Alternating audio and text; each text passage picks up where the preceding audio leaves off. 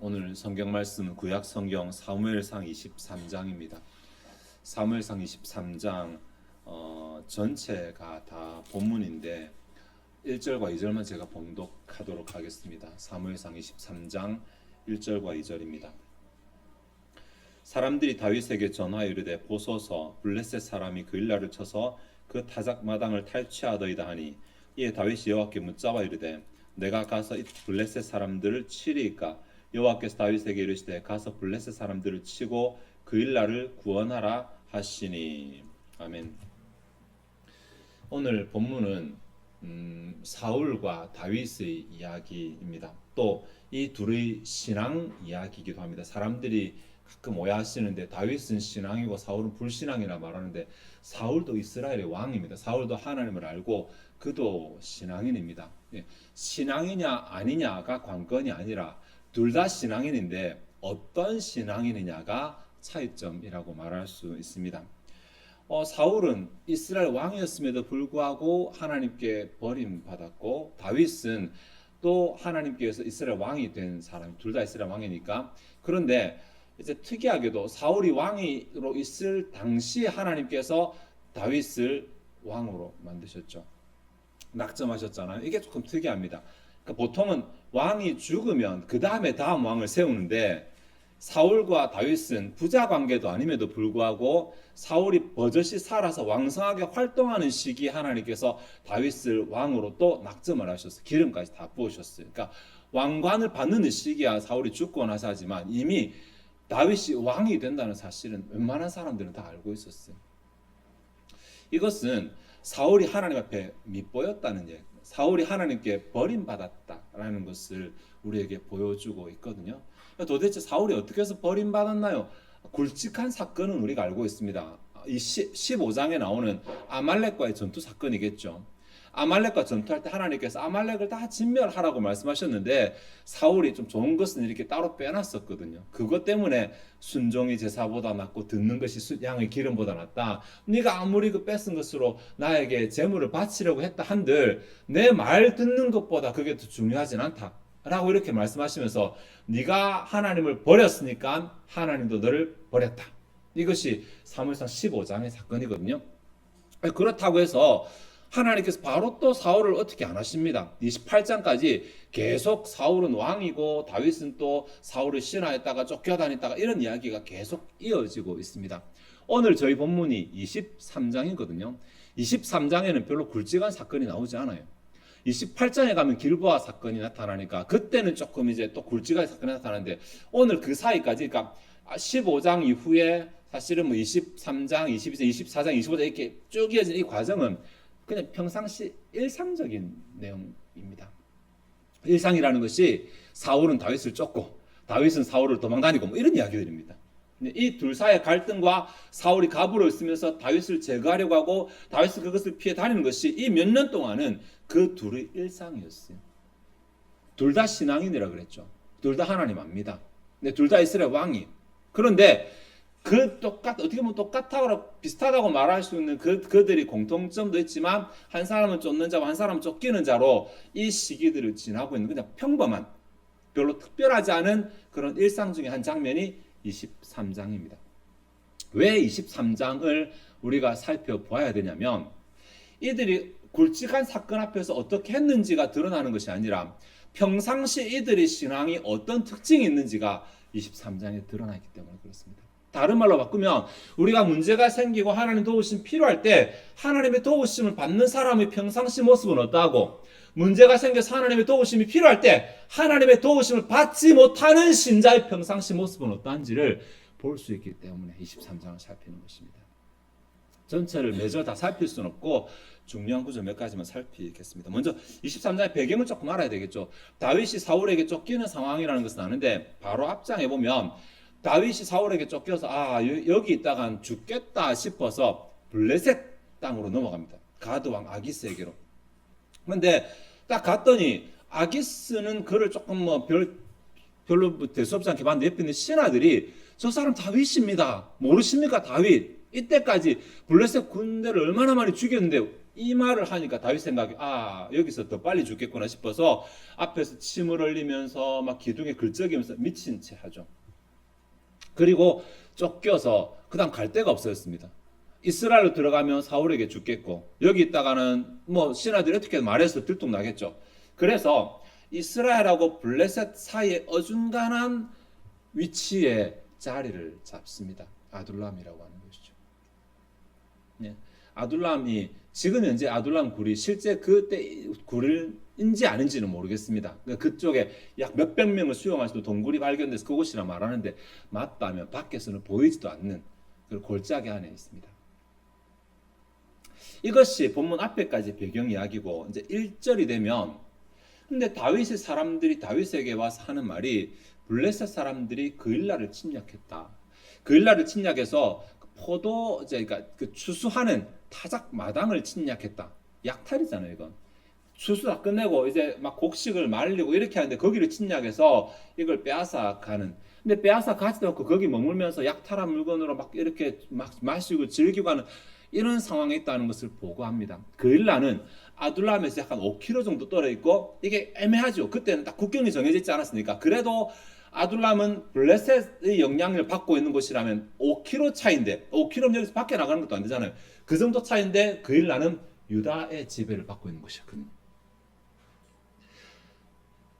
다윗이 오지랖이 발동합니다. 나도 비록 쫓기고 있는 주제지만 나도 비록 지금 힘들고 한치 앞을 알 수 없는 주제지만 그렇다고 내 동포 사람들이 고난당하는 것은 또 보지 못하겠다. 이때 다윗이 어떻게 하냐면 하나님께 기도합니다. 2절에 보면 이에 다윗이 여호와께 묻자와 이르되 하나님께 어떡할까요를 묻습니다. 네, 오지랖이 탁 돌아서 감동이 쫙 돌아가지고 쳐들어가는 것도 아니고 그 감동이 딱 일어났을 때 감동과 하나님 뜻 사이에서 하나님의 뜻을 묻습니다. 하나님께서 가라고 하시거든요. 아까 우리 봉독한 말씀처럼 잘됐다 가야 되겠다 하고 딱 일어서는데 그 사람들이 신하들이 말립니다. 아니 지금 잘 생각해 보세요. 그일라가 그냥 그일라가 아니라 유다 땅 그일라입니다. 여기서 저기로 넘어가게 되면 5km 가까운 데 넘어가게 되면 바로 사울 귀에 들어갈 건데 왕이 그들을 구원하는 게 문제가 아니고 지금 사울이 죽게 생겼습니다. 죽는 자리로 갑니다. 라고 말하니까 다윗이 또 생각해 보니까 또 그렇거든요. 이게 감정적으로 할 문제가 아니군. 그럼 가지 말자 하는 것이 아니라 4절에 또 하나님께 기도합니다. 4절 보시면 다윗이 여호와께 다시 묻자온대라고 하잖아요. 원문지게 가면 다윗이 다시 하나님께 묻기를 추가했다. 더했다. 그러니까 새로운 정보가 업데이트됐어요. 이전에 판단할 수 있는 것이 오지랖이라는 감정밖에 없었는데 이제는 계산을 할 수 있는 거리가 또 하나 생겼어요. 사울이라는 존재. 이렇게 상황이 변했을 때 다윗은 가고 오기를 결정하지 아니하고 다시 하나님께 묻습니다. 네. 물었더니 하나님이 또 가라고 하시네요. 그래. 그럼 가자. 라고 하고 그일라로 가서 또 그 블레셋을 첩수고 그일라 사람들을 구원해냅니다. 뒤에 보면은 그일라 사람들을 구원해내고 또 그일라 사람들 중 일부가 사울에게 가서 다윗이 여기 있다고 고발을 하고 사울이 그 얘기를 듣고 또 그일라로 쫓아내려 이런 막 소문들이 또 들리기 시작합니다. 이때 다윗이 어떻게 하냐면 또 하나님께 묻습니다. 다윗이 나를 잡으러 오겠습니까? 잡으러 온다. 그일라 사람들이 내가 지금 목숨을 걸고 구원해준 이 그일라 사람들이 나를 배신하고 사울의 손에 넘기겠습니까? 사울의 손에 넘길 것이다.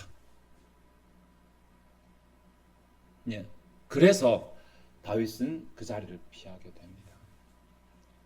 자, 그냥 우리가 제3자의 입장이니까 이게 그저 그렇게 들리실지도 모르겠습니다. 우리 상황에 한번 대입해 볼까요? 내가 뭔가 결정을 내려야 돼요. 근데 이 오지랖이 발동하고 감정이 발동하고 때로는 계산 뭐든 좋은데 결정을 내려야 할 순간에 나는 기도부터 하는지 생각부터 하는지. 네. 우리 같으면 신하들이 하나님 가라고 주셨는데 신하들이 와서 이게 어떻게 됩니까? 저렇게 됩니까? 가지 말라 하나님의 뜻인가 보다. 우리 그렇게 잘하잖아요. 기도하다가 무슨 변수 하나 생기면 하나님의 뜻인가 보다. 네. 근데 다윗은 그 변수 앞에서 하나님 이 변수가 맞습니까? 이것이 하나님의 뜻입니까?를 또 물은 거예요. 이게 지금 무슨 굵직하게 큰 뭐 인생을 변화시킬 만한 그런 큰 일 앞에 하나님께 물었다는 것이 아니라 매일매일 뭔가 판단하고 결정할 순간에 하나님께 묻는 것부터 합니다. 예. 어떻게 물었을까? 우린가 둠밈으로 물었을 것입니다. 요즘은 하면 제비뽑기인데 쉽게 말하면은 제사장이 제비뽑기를 들고 있으니까 할까 말까 계속 이렇게 묻잖아요. 네, 그렇게 물. 어쨌든 하나님의 뜻을 따르게 됩니다. 그것이 비록 더 위험한 길 맞잖아요. 그 일나로 가는 더 위험한 길이고 비록 그것이 배신당하는 것과 관련된 일일 수도 있어요. 화날 수 있잖아요. 그러면 기왕 갈 거 와 이런 배은망덕한 것들 그들을 뭐 죽이고 갈 수도 있고 아니면 그들의 것을 약탈해 갈 수도 있는데 그냥 하나님이 하라고 하는 대로 합니다. 이게 쉽지 않잖아요. 하나님의 뜻이 무엇인지 알지만 내가 손해보는 것 같고 내 감정이 상하는 것 같고 내 자존심이 상하는 것 같을 때도 하나님의 뜻을 따르는 게 쉽지 않잖아요. 근데 뭔가 굵직한 사건이면 내가 한두 번 해보겠어. 근데 별로 굵직한 사건이 아니라 일상에서 매일매일 나는 하나님 앞에서 의리되고 하나님이 하라고 하는 대로 하고 다윗은 그렇게 살아가고 있다. 지금 일상적인 삶에서. 사울은 사울 이야기가 7절부터 나오거든요. 7절은 1절과 구조가 굉장히 비슷합니다. 사울이 있는데 다윗이 그일라에 온 것을 어떤 사람이 사울에게 알리면 원문을 보면 이제 1절에 보면 사람들이 다윗에게 전하여 이르되 이 내용이나 7절이나 같은 구문입니다. 사람들이 사울에게 가서 전하여 이르되 다윗이 그일라에 왔다 이렇게 알려주는 것이거든요. 그러니까 사람들이 일러주고 사울이 반응하는 이야기입니다. 2절에서 다윗은 여호와께 물었잖아요. 뭔가 새로운 정보가 생겼을 때 바로 물었는데 사울은 물었다는 기록 없습니다. 하나님께 물어본다는 기록이 나오지 않습니다.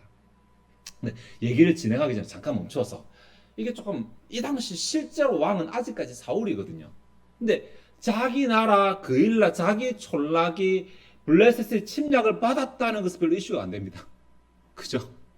그일라가 구원받았다도 전혀 이슈가 안 됩니다. 뭐만 이슈가 되냐면 다윗이 왔다. 이것만 이슈가 됩니다. 사울이 얼마만큼 다윗에 대해서 증오든 뭐든 중요하게 생각하냐면 신하들이 그래도 당신이 다스리는 나라 왕은 국민을 보호해야 될 책임이 있잖아요. 그런 거 일러서는 별로 왕 앞에 인정을 못 받는다는 거예요. 왕의 관심사는 오직 다윗이니까. 다윗에 대한 정보만 왕에게 관심 받으니까 그것만 전해줍니다. 네. 어쨌든 이렇게 소식이 들어왔을 때 사울의 모습이 7절에 나오는데 사울이 이르되 하나님이 그를 내 손에 넘기셨도다. 도대체 무슨 뭐 요즘 말로 근자감입니까? 하나님한테 물은 적도 없는데. 네. 우리가 아까 말했던 우리가 정말 자주 하는 실수, 상황을 보고 그것을 하나님 뜻으로 둔갑시키는 실수를 하고 있잖아요. 상황이 잘 안 되면 하나님 뜻이 아는갑다. 상황이 술술 잘 풀리면 이것이 하나님 뜻인갑다. 자기 입장에 아우 잡지 못하고 블레셋 땅에 넘어가서 함부로 넘어가면 외교적인 문제가 되는 이 마당에 다윗이 알아서 내 땅으로 들어왔으니 이거야말로 하나님이 나를 도우신 게 아니냐라고 생각을 한 거겠죠. 네. 다윗은 자신에게 주어진 상황을 가지고 하나님 뜻이라 생각 안 하고 그냥 하나님께 물었어요. 질문을 했어. 기도를 했는데 사울은 하나님께 기도하지 않으면서 자신에게 주어진 상황을 가지고 하나님 뜻이라고 이렇게 맞추어 버립니다. 하나님의 진짜 뜻이 어디 있는지 모르고 지금 따로 움직이고 있는 거잖아요. 이런 모습이 또 한 번 나타나는데 이제 그일라에서 나간 다윗이 십이라고 하는 황무지에 가서 거하거든요. 근데 10 사람들이 와서 다시 사울에게 다윗이 우리 부근에 있다고 보고를 합니다. 그때 사울의 반응이 21절에 나오는데 사울이 이르되 너희가 나를 긍휼히 여겼으니 여호와께 복받기를 원하노라. 축복하죠. 하나님을 들먹이며 축복합니다. 예. 하나님을 축복하는 이유가 뭐냐면 야 너희들이 하나님께 복받을 만하다라고 말하는 이유가 그들이 신앙을 잘했다도 아니고 하나님을 기쁘시게 했다도 아닙니다. 나를 도왔다는 거죠. 네, 자기가 뭔데? 지금 자기가 다윗을 쫓는 것이 하나님이 기뻐하시는 일 아니거든요. 하나님이 다윗을 기름 부었다는 사실을 알고 있습니다. 그것 때문에 질투하는 것이거든요. 하나님의 뜻과 정반대로 자기가 가고 있음에도 불구하고 자기 자신을 합리화시키고 오히려 거기에 동참하는 사람들을 위해서 축복하고 있습니다. 굉장히 이기적이죠. 네. 지금 사울이 생각하는 그 축복과는 내가 잘 되는 게 하나님 뜻이라고 생각하는 것입니다. 하나님의 뜻이면 때로 위험에도 가고 때로 배신의 자리에도 가는 것이 다윗의 생각이거든요. 가치관이거든요. 그런데 사울은 아니, 내가 잘 되는 게 하나님 뜻이야라고 생각하는 것입니다. 그러니까 나를 잘 되게 하는 사람은 복 받을 사람이야라고 지금 생각하는 것입니다. 사울도 신앙이 없지는 않습니다. 하나님 모르는 사람 아닙니다. 그도 한 나라의 대표입니다. 특히 하나님을 신으로 섬기는 이스라엘의 대표인데 신앙이 없는 것이 아니라 그의 신앙은 왜곡되어 있는 것입니다. 이기적으로, 자기 중심적으로. 자, 여기까지가 23장의 내용인데 28장 가면 사울이 한번 하나님께 묻는 장면이 나옵니다. 언제 물었는가? 28장 5절에 보시면 사울이 블레셋 사람들이 군대를 보고 두려워서 그의 마음이 크게 떨린지라. 6절에 사울이 여호와께 묻자오되 나옵니다. 자, 28장 가기 전에 지금 23장의 상황에서 사울은 이스라엘 왕이고 블레셋이 있지만 그래도 이스라엘 방비에는 크게 문제가 없고 자기가 가진 게 있으니까 그 가진 것 안에서 뭐가 문제가 드러나지 않잖아요. 벽을 만나지 않았거든요. 그러니까 사울은 자기 맘대로 생각하고 자기가 지금 하나님께 은혜를 받고 있고 뭐 하나님 자기를 도우시고 자기 맘대로 생각합니다. 그 안에서. 근데 정작 다윗은 23장부터 이미 처음부터 벽을 만나는 삶을 계속해서 살고 있어요. 지금 목숨이 위태롭고, 그죠? 또 때로 그 일날 그냥 가면 그냥 들어가지 않거든요. 블레셋과 싸워야 되고 애써 얻은 사람들이 배신할 위험도 있고 끊임없이 그는 벽에 부딪힐 때 하나님께 기도하는 삶을 살았는데 사울은 앞에 좀 평안한 삶을 살았거든요. 네, 자기 마음대로 생각하죠. 다 복이라고 생각, 은혜라 생각하고. 근데 정작 문제가 생겼을 때 하나님께 기도를 하게 되는데 하나님께서 응답 안 하십니다. 오후 여러분 생각해 보시겠지만 28장의 상황이 참 재밌는 게 사무엘이 죽고 나서거든요. 사무엘이 죽자 사울이 조금 이해가 안 되는 행동을 좀 합니다. 그 땅에서 신접한 자와 박수를 다 쫓아내는 일을 합니다. 조금 이해가 안 되는 사무엘이 죽었는데 왜 사울이 그렇게 했을까? 성경에는 설명이 없거든요. 근데 그것이 복선이 되어서 사울이 그런 조금 이해 안 되는 좀 돌발적인 행동이죠. 돌발적으로 순간 잠깐 감정적으로 신앙적인 어떤 모습을 보였던 것 같아요. 사무엘이 죽었으니까 겁이 나니까 그럼 이제 하나님 앞에 잘 보여야 되니까 하나님 보기 싫어하시는 거 해보자고 돌발적으로 우리도 한 번씩 그렇게 하잖아요. 뭔가 위기감을 느낄 때 갑자기 새벽 기도로 나온다든지 뭔가 내가 좀 잘 안 된다 생각할 때 이러면 안 되겠다 정신 차려서 막 작전 기도 한다든지 돌발적으로 그런 모습 보이거든요.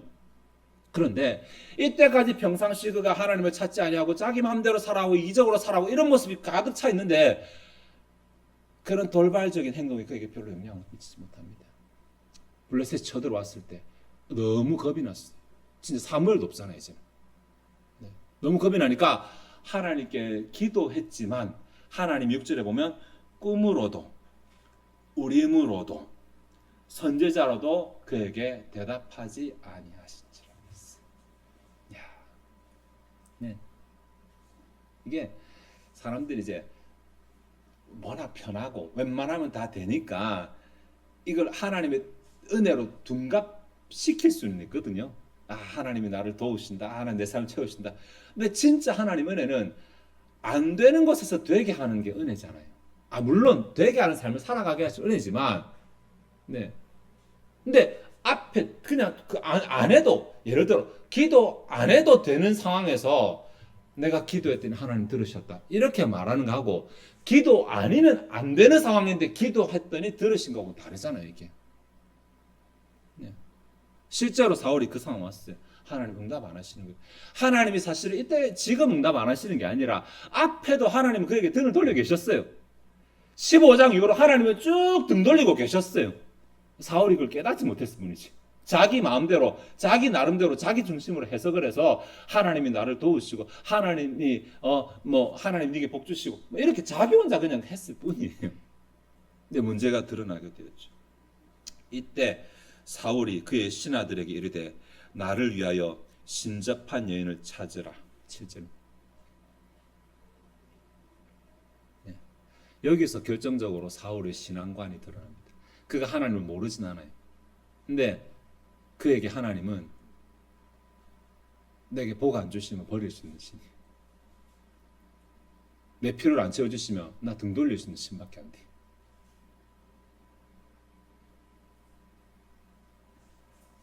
내가 그리로 가서 그에게 물으리라. 심지어 8절에 보시면 사울이 이르되 청하노니 나를 위하여 신접한 술법으로 기도로 말고 네가 하나님께 물어봐 달라는 게 아니라 신접한 술법으로 내가 네게 말하는 사람을 불러 올리라. 접신하라는 말이잖아요. 이게 지금 하나님을 섬긴다고 하는 일국의 대표가 할 말입니까 지금? 문제가 드러나지 않을 때 그의 이런 가치관이 위기 상황에서 드러나게 되죠. 평상시 요즘 우리처럼 그렇게 위험하다 말해도 죽을 만큼 아니잖아요. 신앙생활 하는데 이런 상황에서 별로 안 드러나니까 오늘도 별 문제 없으니까 하나님의 은혜로 오늘 하루 잘 살았습니다. 이렇게 말할 수 있을 정도니까 실제로 하나님과 나 사이가 어떤 관계인지 실제로 하나님이 나를 보고 계신지 등 돌리고 계신지 신경 안 써도 별 문제 없는 시기를 살다가 실제로 문제를 딱 만났을 때 하나님의 등 돌리심을 느끼게 됐어요. 이때라도 사울이 만약에 자신을 낮추고 회개했더라면 그죠? 그게 하나님이 원하시는 거잖아요. 왜? 학자들 생각에 왜 15장에 하나님이 사울을 버리셨는데도 28장까지 사울을 계속 이어나가시냐?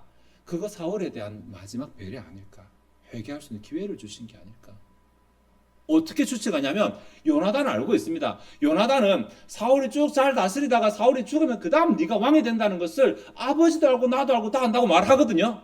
그게 정상적인 순서예요. 뒤에라도 사울이 회개하면 그 남은 통치 기간은 하나님 은혜 가운데 마칠 수 있었음에도 불구하고 사울은 그렇게 하지 않습니다. 이때까지 기회를 주셨는데 마지막 이 순간에조차도 하나님 응답 안 해? 나 방법 있지 뭐. 신접한 일 찾아가는 것입니다. 이게 지금 누가 갑인지를 모르는 거예요. 자기가 갑이라 생각하는 거죠.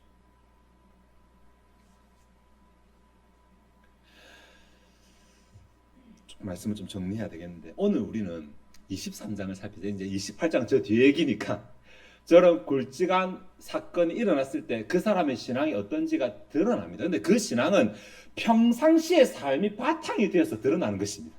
평상시에는 지 맘대로 살다가 좋을 때 갑자기 팍 좋은 신앙이 나타나지 않습니다. 네. 위기의 상황에 그런 신앙은 사실 평상시 하나님 앞에서 내가 어떤 신앙의 자세를 가지는가가 비상시 내 신앙 모습으로 드러나게 되는 것입니다. 네. 다윗은 그냥 일이 생길 때마다 하나님께 물었어요. 하나님의 뜻이 무엇입니까? 그리고 하나님의 뜻을 알았을 때는 그것이 위험하든 어떻든 간에 뜻에 순종했어요. 그죠? 또 더 위험해 보인다면 다시 물었어요. 하나님 맞습니까? 진짜 가는 게 맞습니까? 다시 묻고 물은 대로 하나님의 뜻을 따라 행동했어요. 이것이 평상시 다윗의 모습이 평상시. 사울은요 하나님께 안 물어봅니다. 왜냐하면 안 물어도 다 가지고 있으니까. 네. 신앙은 진짜로 고난이 있을 때 신앙이 더 잘 성장합니다. 여러분 그렇죠? 편안하면 기도 내일 하지 뭐. 나중에 하지 뭐. 성경 나중에 보지 뭐. 우리는 완악해서 그렇게 잘 되거든요. 네. 이런 자세에서 문제가 생겼을 때 하나님께 도움을 요청했을 때 하나님 응답하시냐 안 하시냐 결정나게 되는 것입니다. 요즘식으로 말하면 다윗은 행동으로 신앙하는 사람이고 삶으로 신앙하는 사람이고 사울은 입으로 신앙하는 사람. 네. 왜냐하면 적어도 23장에서 입으로 누가 더 신앙적인 말을 했냐고 하면 사울이 훨씬 더 신앙적으로 보이잖아요. 하나님이 내 손에 넘기셨다. 하나님이 네게 복 주시기를 원한다. 얼마나 거룩합니까? 입으로는. 네. 그 신앙이 자신도 속이고 주변도 속이고 있다는 사실을 생각 못하고 있어요. 그러니까 우리가 결론을 안다면 평상시 우리의 삶이 다윗의 모델이냐 사울의 모델이냐를 한번 점검해 보시면 되잖아요. 우리의 말은 나도 속이고 남도 속여. 그거 말고 문제가 생겼을 때 그 문제를 가지고 하나님의 뜻을 추구하느냐, 아니면 문제가 생겼을 때 그 문제 자체를 가지고 하나님의 뜻이라고 이렇게 내 안에서 합리화시키느냐. 요거 보면 알잖아요. 기도 안 하고 하나님이 도우시는갑다. 하나님이 막으시는갑다. 네. 진짜 하나님 막으시는 거예요? 진짜 제가 가도 돼요? 가야 돼요? 이렇게 기도 안 하고 물어보지 아니하고 하나님 뜻대로 인도해 주세요. 하나님 뜻을 추구하지 아니하고 자기 머리로 판단하는 거 있어버리죠. 여기에서 사울과 같은 실수가 나오게 됩니다. 하나님이 도우셔서 문제를 극복하는 다윗과 같은 삶을 살기 위해서 평상시에 기도하고 문제가 생기고 또 갈림길이 생기고 이슈가 생기면 하나님께 먼저 기도하는 이 습관, 그리고 주의 뜻이라고 알게 되었으면 좀 다른 거 포기하고라도 그 뜻을 따르는 신앙적인 습관, 이거 갖추도록 노력했으면 좋겠습니다. 쉽지는 않습니다. 네. 왜냐하면 습관이 잘 안 잡힐 뿐 아니라 더 중요한 건 건강한 습관은 더 잡히기가 어렵거든요. 게을러지는 습관이 얼마나 쉽습니까? 누워있으면 되는데. 근데 운동하는 습관 쉽지 않잖아요. 좋은 습관은 안 좋은 습관보다 만드는 게 훨씬 어렵습니다. 근데 이거 아셔야 돼요. 내가 그거 습관화 시키는 데 드는 노력보다는 하나님이 외면하셔서 내가 나중에 내 힘으로 감당해야 될 노력이 훨씬 크다는 거. 이 말 이해하시죠? 네. 평상시 내가, 우리 보험 드는 이유 그거 아닌가요? 평상시 내가 납입하는 그 돈이 문제가 생겼을 때 내가 내야 되는 돈보다 훨씬 작다는 거예요. 평상시 내가 하나님과 좋은 관계를 유지하기 위해서 내가 노력하고 내 시간을 쓰고 내가 내 시간을 받고 이렇게 하는 이 노력이 문제가 생겼을 때 내 힘을 들여서 그 문제를 해결하는 것보다 훨씬 쉽습니다. 그러니까 다윗처럼 평상시 짜잘한 일에서, 일상적인 일에서, 매일 만나는 일에서 하나님 자꾸 찾고 하나님 뜻 구하고 하나님 뜻 순종하고 이런 습관을 들이는 가운데 그것이 비상시에 하나님의 도우심을 받아 누리게 되는 그 은혜를 누리는 저와 여러분 되시기를 바랍니다. 기도하시겠습니다. 하나님, 오늘 우리는 한 나라의 왕으로 있다가 버림받은 자, 아무것도 아니었다가 왕이 된 자의 모습을 살펴보았습니다. 특별히 그 둘이 가지고 있는 평상시의 신앙의 가치관의 차이가 무엇인지를 생각해 보았습니다.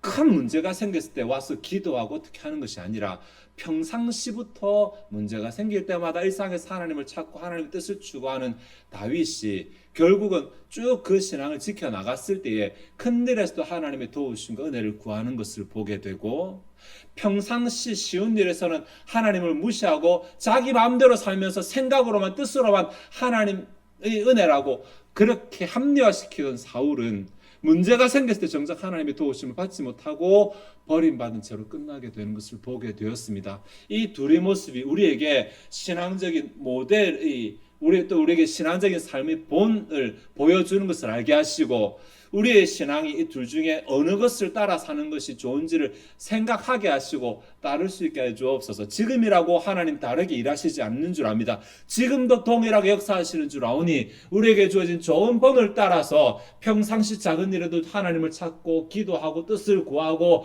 또 주님의 뜻을 알게 되었을 때 비록 내가 손해본다 하더라도 그 뜻을 따르는 이러한 신앙의 삶을 통해서 하나님께 인정받게 하시고, 주님께서 큰 것으로 작은 일에 충성한 자에게 큰 것을 맡기시는 그 은혜를, 작은 것으로 하나님의 뜻을 추구한 자에게 큰 것으로 채우시는 그 은혜를 받아 누리는 우리들이 다 되게 주옵소서. 날마다의 삶이 소비적인 삶이 아니라 날마다의 삶이 훈련한 삶이 되게 하시고 더 큰 복을 위해서 쌓아나가는 삶이 되게 도와주시옵소서.